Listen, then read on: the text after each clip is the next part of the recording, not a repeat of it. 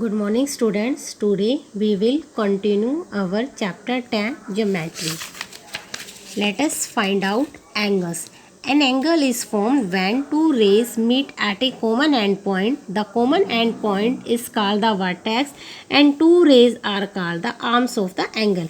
यानी कि जहाँ पर हमारी टू रेज आकर मिलती है जिस पॉइंट पर, वो हमारा क्या बन जाता है, एंगल भी बनता है और उसको हम वर्टेक्स भी बोलते हैं। और उसकी जो हमारी ये दो आर्म्स होती, दो रेज होती हैं, इनको हम बोलते हैं arms. Yes. Measuring an angle, instrument for measuring angle is called protractor. यानी कि जिस इंस्ट्रूमेंट से हम एंगल्स का मेज़र करते हैं उसको हम क्या बोलते हैं, protractor. The shape of D, जिसकी शेप कैसी होती है, हमारी डी के जैसी, या जिसको हम हाफ सर्कल या सेमी सर्कल भी बोल सकते हैं। Yes, let's try to name all the angles in given shown below. अब आपको जो ये फिगर्स दी गई हैं उसके अंदर जो एंगल्स बन रहे हैं वो आपने बताने। अब देखिए इस फिगर में हमारा पहला एंगल बनता है ए ओ डी, यानी कि ओ ए और ओ डी हमारी आर्म्स है और ये दोनों आकर हमारी यहाँ मिलती है तो एक एंगल हमारा ये बनता है। सो हमने यहाँ लिखा। उसके बाद बनता है ए ओ बी, बी ओ सी, सी ओ डी। और एंगल लिखने के लिए हम इस साइन को यूज़ करते हैं। ओके, इसी तरह देखिए सेकंड फिगर में आपको ये सर्कल दिखाई दे रहा है और इसके अंदर टू लाइंस को ड्रॉ किया गया है। उन लाइन से हमारे कौन कौन से एंगल बन रहे हैं, तो पहला बनता है हमारा M P R, N P O, R P O, M P N.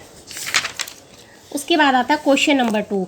If a circle is divide into 10 equal parts what will be measure of angle of each.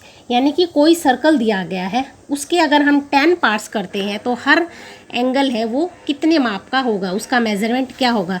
तो देखिए जो एंगल होता है वो हमारा 360 डिग्री का होता है। उसके अगर हम 10 पार्ट्स करेंगे तो यानी कि हर एंगल है वो 36 डिग्री का होगा।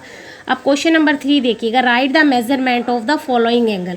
आपको यहाँ पर एंगल ड्रॉ करके दिखाए गए हैं और उसको हम क्या कर रहे हैं, डी के माध्यम से, प्रोट्रैक्टर के माध्यम से उनको मेज़र कर रहे हैं।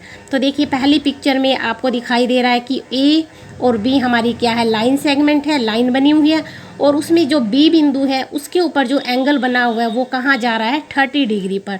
तो यानी कि इस एंगल का हमारा नाम होगा एंगल ए बी सी। आपको ये चीज़ याद रखनी है कि जो एंगल होता है जिस भी पॉइंट पर, उस पॉइंट को हमें बीच में लेना है। जैसे कि ये है हमारा पी क्यू आर, तो इसमें हमारे क्यू के ऊपर एंगल बना हुआ है और जो कि हमारा किसको रिप्रेजेंट कर रहा है, 140 डिग्री को। तो हमारा इसमें बनेगा एंगल पी क्यू आर।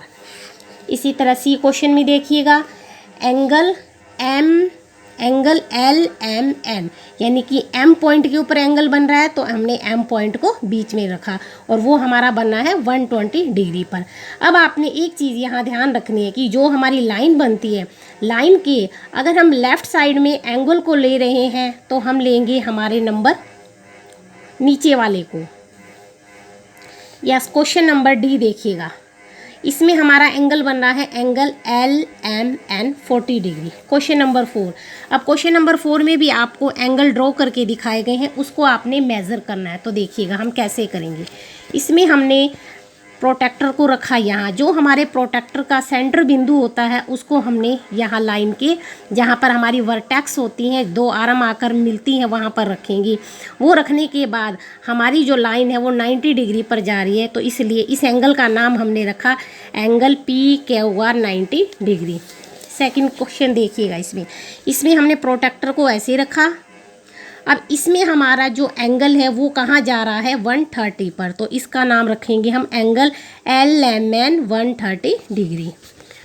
अब देखिएगा नेक्स्ट, इसमें हमने अपने प्रोट्रैक्टर को यहाँ रखा। यहाँ पर हमारा एंगल कहाँ जा रहा है, यहाँ पर, ये देखिएगा।